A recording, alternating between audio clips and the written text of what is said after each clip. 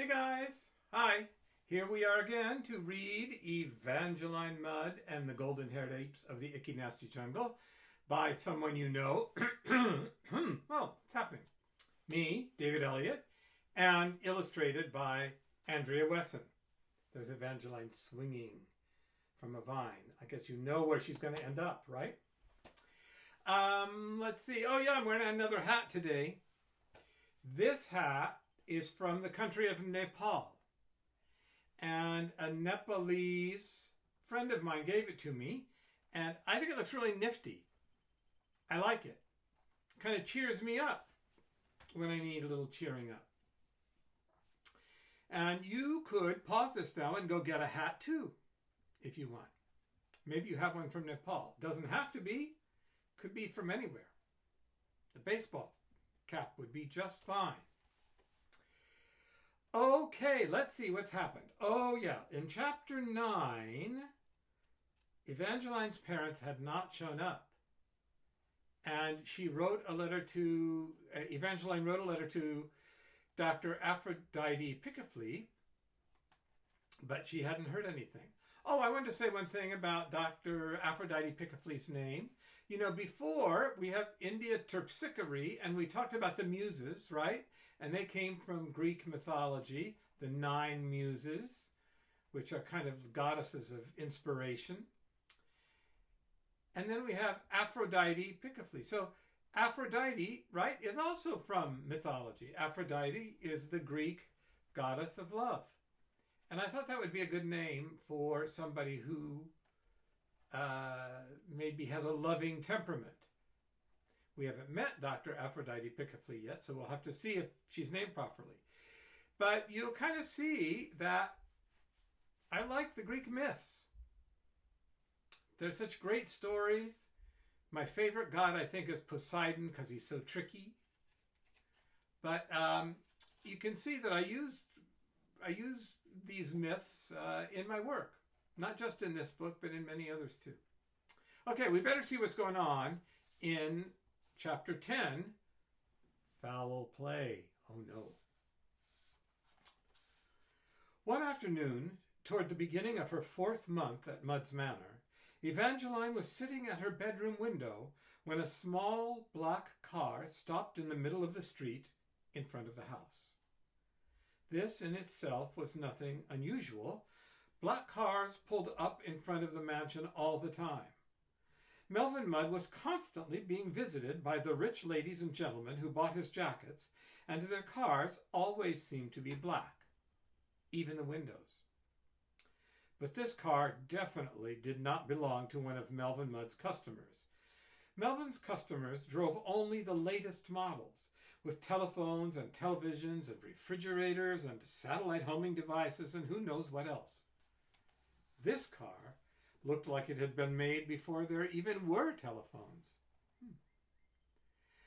I said before that the car was black, but that wasn't entirely true because the fender that covered the front tire on the passenger side was a kind of rust color, and the fender that covered the rear tire on the driver's side was bright blue.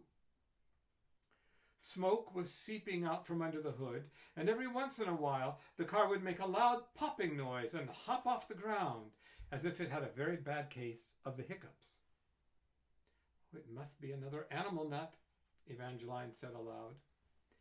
She made this conjecture based upon the car that the pencil, the eraser, and the smudge arrived in each morning. While it was not quite as unusual as the car that had pulled up, it was very old, with the antenna for the radio broken off and a wire coat hanger stuck in its place. This car, which her new friends always parked directly in front of Mudd's Manor, drove Melvin crazy. He positively hated that car. "They're already animal nuts," he would snarl. "Do they have to be car nuts too?" Melvin had left early in the day to head out to the mink ranch. India Terpsichore was spending the day, as she sometimes did, at Renault's revitalizing ranch for the rich and wrinkled. Evangeline was sorry that Melvin wasn't at home to see this new car, for if the car with the broken antenna drove him crazy, this one, the girl thought, would send him totally round the bend. But when the car door opened and Evangeline saw the driver step out, she stopped thinking altogether. She had never seen such a person in all her life. First of all, she, for it was a she, was shorter than Evangeline herself. Second, the driver, who wore a baggy red dress with blue flowers printed on it, was as wide as she was high. Evangeline remembered a television show she had seen about a family of monkeys who were always getting into all kinds of trouble. The show, which really hadn't been very good, was called Monkey House. And in it, the monkeys wore human clothes and spoke English. The driver of the black car, Evangeline suddenly realized, reminded her very much of the mother monkey in Monkey House. It could only be one person. Dr. Pick-a-Flea, Evangeline whispered. Dr. Aphrodite Pick-a-Flea. Evangeline raced down the wide marble hall and on down the long flight of marble stairs that led to the front entry. Without another thought, she pulled open the heavy oak door to Mud's Manor. Dr. Pick-a-Flea, she shouted. For a moment, Dr. Pick-a-Flea stopped in her tracks and stared at the girl. Oh, my dear child, she finally said, you are a sight for sore eyes. Without a word, she trotted up to the girl and wrapped her long arms around her. She patted her back and lifted her enormous hand to Evangeline's scalp to groom it, just the way her mother used to. For her part, Evangeline hugged Dr. Pick-a-Flea so tightly that the little woman wondered if Evangeline was ever going to let go. Dear me, she thought, it's worse than I had imagined. Eventually, Evangeline did let go of Dr. Pick-a-Flea and led her through the front hall and into the room that India Terpsichore insisted on calling the Great Room, though Evangeline was always tempted to ask what was so great about it. It was nearly as big as a football field. There were chairs and sofas, of course, but they were so modern in design that it was nearly impossible to know where one was actually meant to sit. Dr. Pick-a-Flea and Evangeline finally settled down on the floor in front of one of the windows. Dear me, said Dr. Pick-a-Flea when Evangeline finished telling her about her life with the Muds. Dear, dear me. And what of your parents? Have you heard anything? Anything at all? Evangeline held herself steady. Nothing, she finally managed to say. Nothing except a postcard from Baba Boon. I'd like to see that postcard later, said Dr. Pick-a-Flea. In the meantime, my dear, there are some things I must share with you. Evangeline listened as Dr. Pick-a-Flea went on to explain that, amazingly, she had just learned of Meriwether and Magdalena's disappearance. It was my own stubborn nature that did it, she said in her strange, soft accent, an accent that Evangeline could not place, try as she might. The only thing she knew for certain is that it wasn't one of the familiar ones, French or German or Spanish. Even though my leg was broken, I decided to continue my experiment of living in the treetops. I figured that occasionally a golden hare must hurt herself, and I thought it might be useful to see how one would maneuver with a broken leg. I thought perhaps I could contribute something new to the field of science, don't you see? Unfortunately, I wasn't quite up to it. I fell again. On my head. I was unconscious for 3.5 weeks. When I woke up, I believed that I was a capuchin monkey. I believed that until yesterday. I am fortunate in that I have some very good friends who saw me through it. Evangeline remarked how dreadful it must be to believe you are a capuchin monkey. Almost as awful, she said, as living with Melvin in India Terpsichore mud. Oh, it wasn't nearly as bad as that, Dr. Pick-a-Flea replied. I eat nothing but bananas, of course. A wonderful diet, I must say. I'm as strong as an ox now. My only regret is that I didn't write anything down. my thoughts as a capuchin monkey. They would have been very interesting, don't you think? But how could I? Capuchin monkeys do not know how to write. And now I can't remember a thing about it. It's as if it never happened. Evangeline hoped that someday the time at Mudd's Manor would seem as if it never had happened. Still, the girl admitted to herself, it must be very strange to have spent a great deal of time believing yourself to be a monkey and then not be able to remember anything about it. Perhaps, she thought later, it's a good thing. Monkeys do have some rather embarrassing habits. I suddenly came out of it, Dr. Pickifley continued. That was just yesterday. The first thing I did after reading your letter was to come and find you. I feel responsible, don't you see? After all, I was the one who asked them to go to the tropical rainforest of Evangelines. It's all my fault. For a moment, neither Evangeline nor Dr. Pickifley spoke. Dr. Pickifley was perhaps waiting for the girl to agree with her, to say that, yes, it was her fault. But it never occurred to Evangeline to think such a thing. I haven't told you everything, Aphrodite Pickifley resumed, as soon as she realized that Evangeline was not going to blame her for what had happened. It seemed to Evangeline that Dr. Aphrodite Pickifley had suddenly become uncertain of what she was going to say next. She pulled at her ear. She scratched the top of her head. She groomed herself and looked out the window.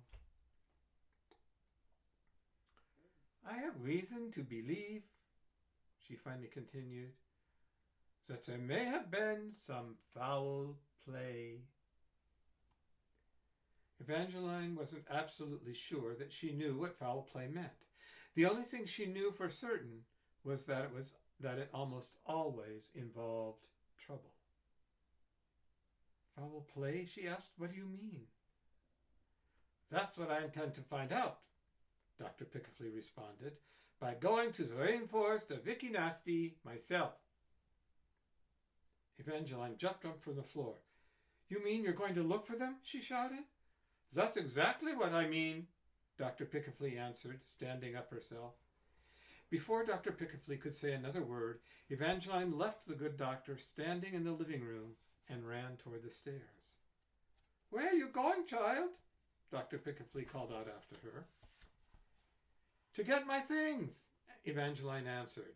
I'm coming with you. Oh, but my dear child, said Dr. Pickifley with a worried furrow of her brow. The jungle is a dangerous place. It's full of...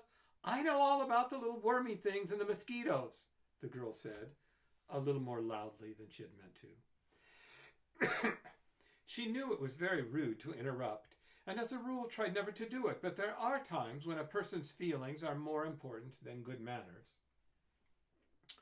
Please don't tell your parents I said that, but it happens to be true. I even know about the spiders, she continued, a little softer now, but I don't care about them, any of them. The only thing I care about is finding my parents. For a moment, Aphrodite Pickifley said nothing. She simply looked at Evangeline with her large brown eyes. Evangeline had the uncomfortable feeling that she was being studied. Well, Dr. Pickifley finally remarked, scratching her ear, the government of Evangelines did give me 2 permits to enter the jungle.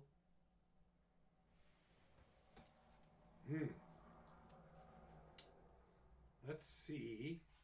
Oh, there's just one picture this time in this chapter. There's Dr. Aphrodite Pickifley. She's wearing sandals. Pretty soon we'll all be wearing sandals in the warm weather. Not yet here in New Hampshire, but it's coming. Well, seems like Evangeline is going to go to Evangelines after all. I wonder what will happen there. But here, chapter 11. I have no idea what this means. The title is this. Bidly Poo Pa. What? Did I read it right? Bidly poo pa. I did read it right. Could be a silly chapter. I don't know. Okay, guys. That was chapter 10. We'll have to see what happens in chapter 11. I hope you had fun wearing your hat. I did. I think I'm going to wear it the rest of the day. And let's see, hope you're doing okay during this time when you're at home all the time.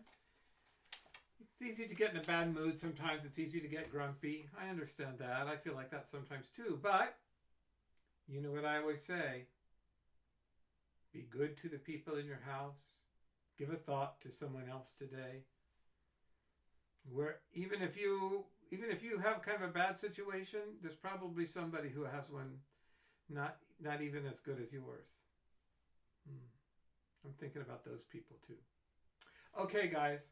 I will see you tomorrow. Probably I won't wear a hat, but who knows? See you then. Bye.